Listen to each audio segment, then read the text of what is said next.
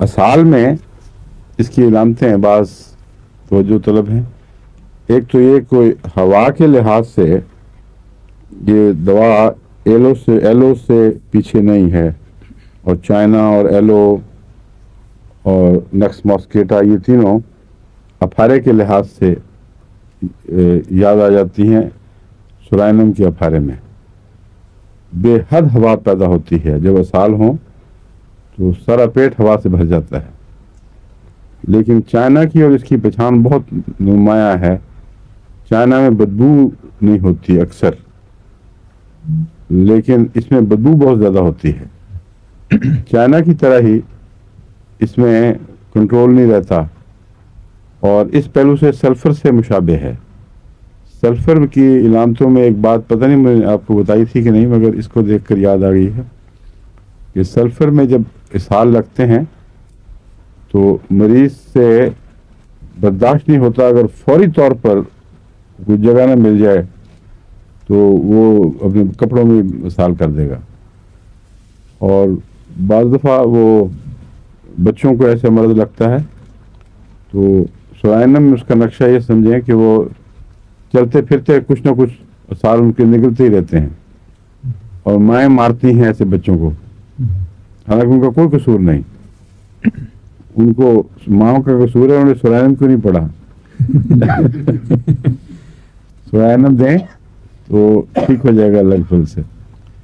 اور سورائنم کی یہ جو رجحان ہے یہ اتنا اس میں نمایاں ہے کہ بعض دفعہ سخت سٹولز بھی جو گولے دار قبض والے اجابت ہوتی ہے وہ بھی بغیر اس کے احساس کے بچے سے کہیں کہیں نکلتے رہتے ہیں.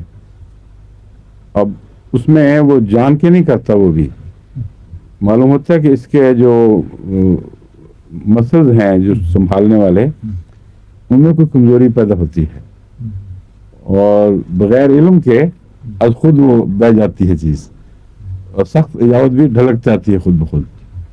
یہ سورائنم کی خاص علامت ہے, اور اس کو آپ اس کمزوری سے ملا کے پڑھیں جو میں منسز کی ریم کی بتائی تھی تو ساری تصویر آ جاتی ہے. آگے پیچھے ہر طرف اعضاء ڈھیلے ہو کر نیچے کی طرف لٹکتے ہیں, اور ایک قسم کا نیم فالج سا ہو جاتا ہے. ان سفنکسٹر جو کنٹرول کرنے والے مسل ہیں, سرکولر مسلز, ان میں کمزوری پیدا ہو جاتی ہے. لیکن حضور اس میں سلفر میں سخت سٹول نہیں ہوگا کیا؟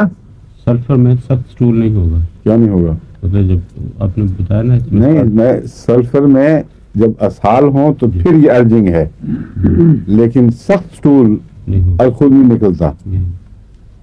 اور اس کا اس کی جو ارجنگ ہے وہ پریشر کی وجہ سے ہوتی ہے.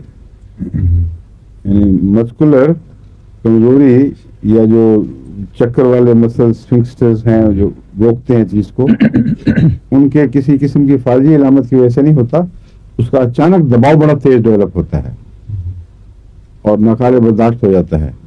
یہ چیز جو ہے لا علمی میں گویا بغیر خاص دباؤ کے بھی, یہ ایک اور دوا میں آپ کو بتائی تھی میں نے, اینٹیمونیم کروڈ, ہارڈ سٹول اور پیچش اس قسم کی سٹول کے اندر نہیں ہے, اس کے ارد گرد لپٹا ہوا خون.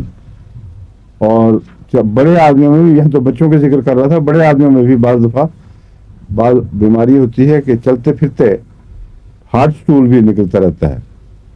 اور ایک بہت پرانی زمانے کی بات ہے, ایک خاتون تھیں جو باہر سے آئی تھی کسی ملک سے, ان میں یہ بیماری تھی, اور ہم بچے کے طور پر یہ یادداشت پہ اس لیے اثر ہے کہ حیران ہو جاتے تھے کہ ہو کیا رہا ہے. کہیں سے گزرتی تھی وہ تو کچھ نہ کچھ سخت ٹکڑا حجامت کا گرا ہوتا تھا. تو اس وقت تو کبھی سمجھ نہیں یہ ہو کیسے سکتا ہے, لیکن اب جب یہ بعد میں ہومیوپیتھی کتابیں پڑھی تو سمجھ آئی کہ ان بیچاروں کا قصور نہیں ہوتا, ان کو علم بھی نہیں ہوتا کہ کیا ہو رہا ہے.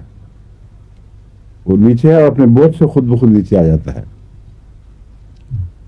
پیشاب میں بھی یہ علامت میں نے آپ کو بتائی تھی, لیکن ایک فرق کے ساتھ وہ پوری طرح سمجھنا ضروری ہے.